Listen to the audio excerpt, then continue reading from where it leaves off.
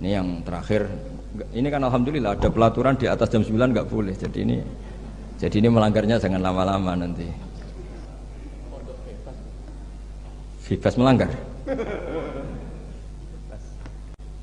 Saya mohon sekali kualitas ilmu itu dijaga.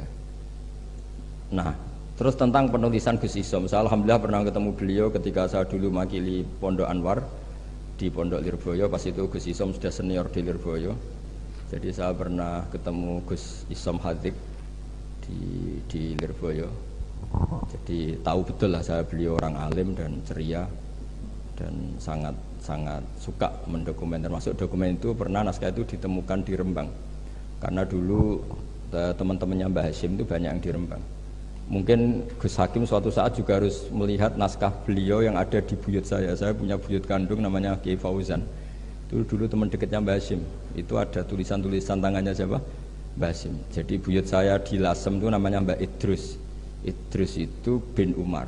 Ini yang Umar bin Arabi sama dengan nasabnya Ki Hamid Pasuruan. Mbak Umar ini punya istri namanya Maimunah. Ini binti Abdul Aziz. Karena Mbak Maimunah itu saudaranya Mbak Bedowi.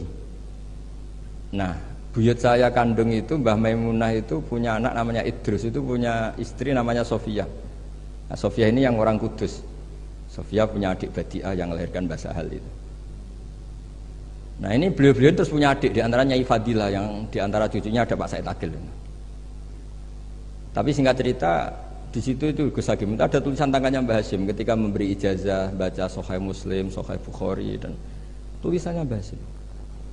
Sehingga kalau mungkin tim bisa ke sana, itu di Sarah Muslim, sarahnya Muslim Imam Nawawi itu ada tulisan tangannya Mbah Hashim. Itu tanda tangannya begini, kata bahu bibananihi muhauqilan wa musabbihan, mem gini Hashim Asy'ari. Jadi beliau kalau nanda tangan itu diberi tambah, saya menulis ini bersamaan dengan membaca tahlil dan tasbih, muhauqilan wa musabbihan. Saking religiusnya Mbah Hashim. Jadi beliau kalau di kitab saya itu milik buyut-buyut itu. Sehingga saya alhamdulillah sekarang sambung sama Gus Hakim, sambung sama Gus-gus di sini. Saya senang sekali.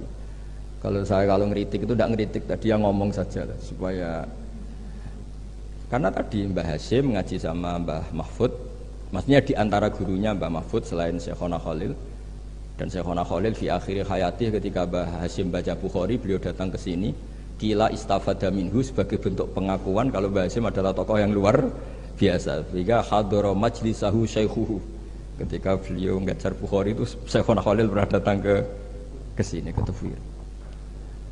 Nah, saya berharap kualitas ilmu itu seperti itu. Baca sholawat itu adalah bentuk penghormatan kita kepada Rasulullah SAW, bahwa beliau mendapat sholawat terbaik dari Tuhan yang Maha Esa. Tapi sekaligus maklumat, kita tidak akan kecelakaan kayak yang dialami orang apa? Nasrani. Karena jelas Allah pemberi, Nabi penerima. Apalagi ditambahi abdika wa rasulika, tambah maklumat bahwa apapun hebatnya Nabi tetap abdu. Sehingga sifat terbaik Nabi apa? Abdullah. Sehingga ketika peristiwa Mi'raj sedahsyat itu Allah nyifati subhanalladzi asra bi abdihi. Nah, dengan cara-cara seperti itu kita menjaga kualitas ilmu. Tapi kalau kita tidak mengingatkan itu, ya dikira itu lafaz yang monoton, yang copy paste, yang klise, yang biasa. Maka ini sebelum saya ngakhiri ini, saya baca yang An-Na'u. Ini kitab saya yang beda sama halamannya mungkin sama jenengan, tapi nggak apa-apa lah. Apa? Enggak, yang anak-anak kan punyanya yang ini. Anak-anak punyanya yang apa? Yang dimiliki anak-anak? Oh, ya kalau yang di cetakan Irsadusari itu halaman 46, tapi kalau yang di cetakan ini pokoknya ikutnya An-Na'ur Rabi'. Tidak, supaya ngerti betapa Mbah Hashim ingin santri-santrinya itu detail.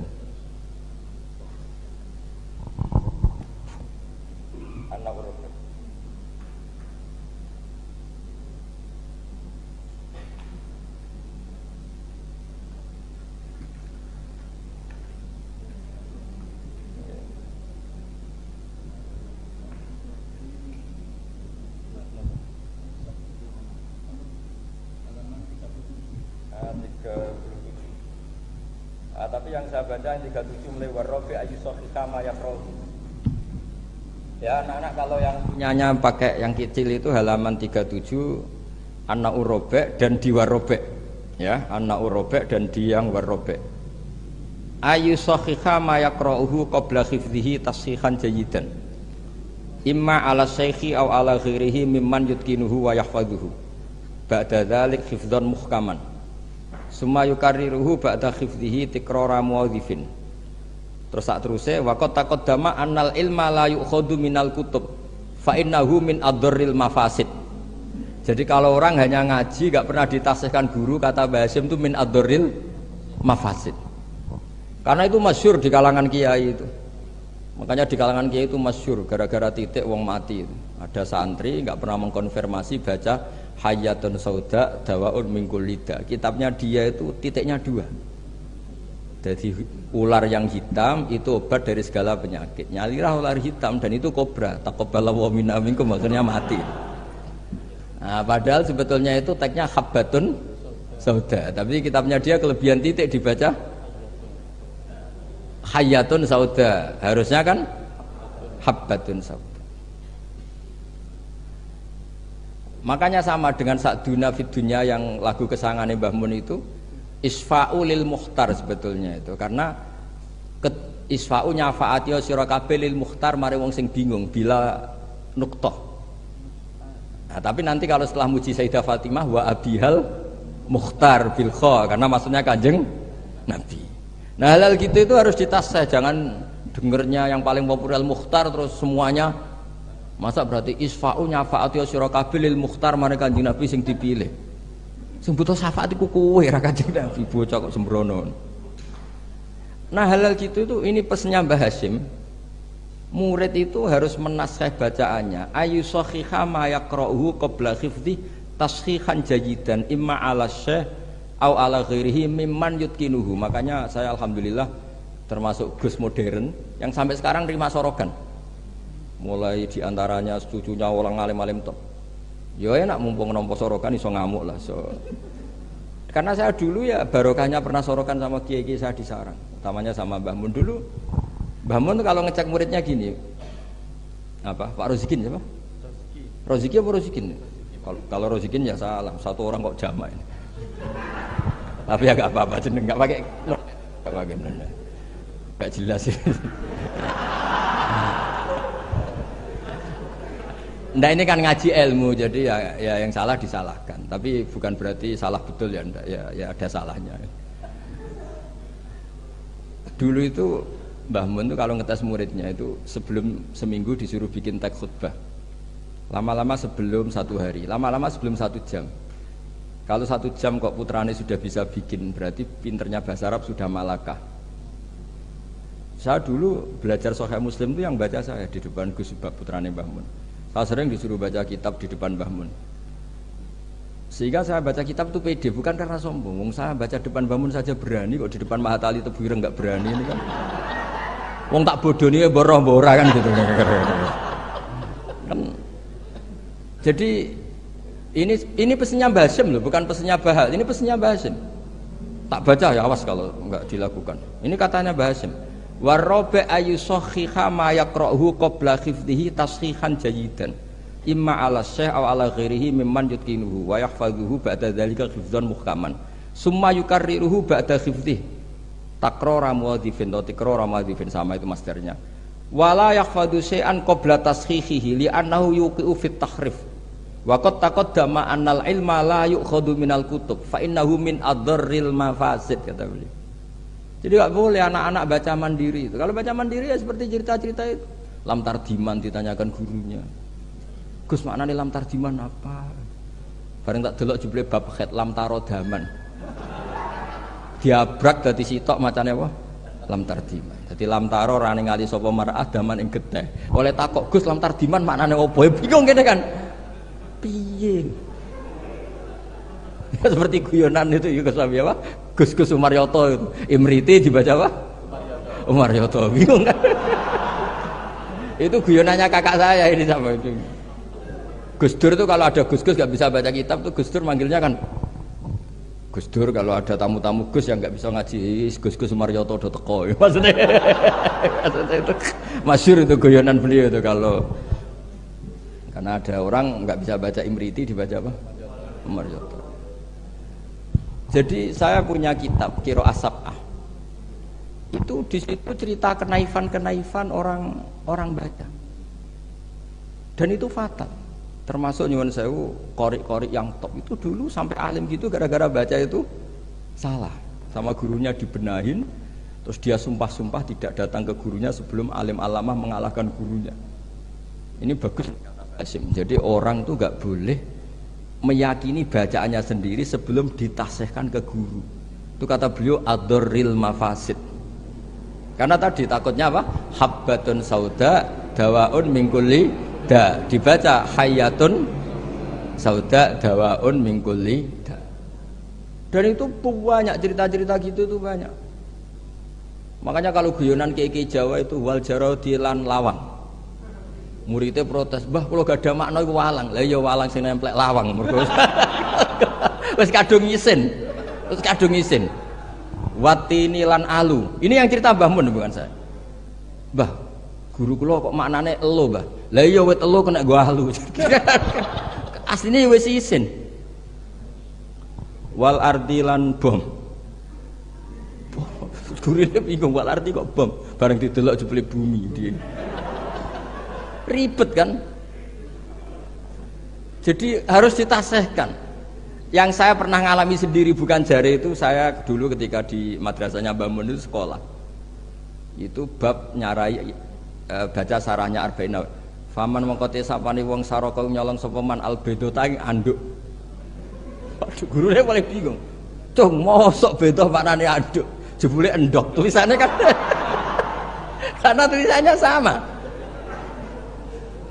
Nah, ini bagus ini kata Mbah Hasyim ini min ad-darril mafasid. Nah, termasuk asal-usul di karangnya nahwu juga karena itu. Ada orang Arabi kila datang ke Sayyidina Umar, wakila datang ke Sayyidina Ali. Si jelas Arabi tadi bilang gini, "Ya Umar, ya Amirul Mukminin, kalau Allah saja agak ngurusi Rasulnya apalagi saya." Terus lima ada kenapa? Terus dia baca innallaha bari'um minal musyrikina wa rasuli. Dia baca dengan apa? Jer. Berarti Allah tidak ngurus orang musyrik juga agak ngurus Rasulnya. Terus masyhur tuh Sayyidina Ali ngutus Abul Aswad Ad-Du'ali kila Yahya bin Ya'mar disuruh ngarang bab ataf. Jadi pertama nahwu dikarang itu bab ataf. Nah, ternyata Abul Aswad Ad-Du'ali juga punya trauma. Sebenarnya kan bacanya wa rasuluh menjadi istinaf. Inna wa bari'un minal musyrikin wa rasuluhu yubari'un aidon. Nah, Imam Abul Aswad Ad-Du'ali juga punya trauma. Putrinya itu yang masih muda, masih anak-anak, ketika mengagumi perbintangan bilang ma ahsanus samai. Terus Abul Aswad Ad-Du'ali jawab ya nujumuha. Karena dengan dibaca seperti itu maknanya menjadi pertanyaan, langit itu yang baik apanya, Bah? Ya nujumuha. Allah innama ajibtu min husniya, saya ini kagum, langit begitu baik. Mestinya bacanya ma ahsanas sama, duhai begitu indah. Tapi dia bacanya ma ahsanus samai. Jadi artinya kalau bacaan nggak benar itu ya tadi min ad-darril mafas. Jadi ini pesannya Mbah Hasyim. Jadi kata beliau apa ini waqad taqaddama annal ilma la yukhadhu minal kutub fa innahu min ad-darril mafasid. Makanya nyuwun sewu sampai ada aliran wahdatil wujud, ada aliran-aliran menyimpang. Kadang takbirnya ya ada di Ihya, di Futuhat Makkiyahnya Ibnul Arabi. Tapi mereka baca tanpa guru sehingga ditakwil dengan khayalnya sendiri. Makanya man ta'alama bila syai'in fasayhuhu syaitan. Jadi Mahatali sini harus ekstrim. Jangan main-main. Ini fatwanya Mbah Hasyim menyebut min ad-darril mafasid. Bayangkan kalau gurunya min ba'dil mafasid. Wah, itu kan malah fatal lagi kan? Minal fasid akhoda minal fasid wa akhoda minal fasid. Nah, dikira induannya juga pas. Makanya kembali tadi statusnya Mbah itu terserah anak cucunya. Terus saya pernah Gus Hakim itu pernah saya di Palestina apa Israel lah terserah istilahnya. Ke makamnya Nabi Dawud itu nangis loh. Karena mereka bilang King David dan dikemuli bendera Israel. Ya coba misalnya ndak ada Quran, kita ndak punya Quran, pasti bilang Nabi Dawud itu Yahudi dengan atribut seperti itu. Ya dengan atribut seperti itu. Makanya Nabi Ibrahim itu luar biasa karena bejo di cucu Nabi Muhammad SAW yang dapat Quran yang membebaskan Ibrahim dari tujuan Yahudiyah maupun Nasraniyah. Terus diumumkan maka anak Ibrahim Yahudiyah wala Nasraniyah. Loh kenapa sampai ada ayat itu? Karena Nabi Ibrahim itu dikelola mereka. Berarti disetatuskan oleh mereka dan mereka itu Yahudi. Artinya nasib anak cucu, nasibnya mbah sudah meninggal terserah anak cucunya. Misalnya nyuwun sewu loh. Mbah saya itu misalnya orang alim.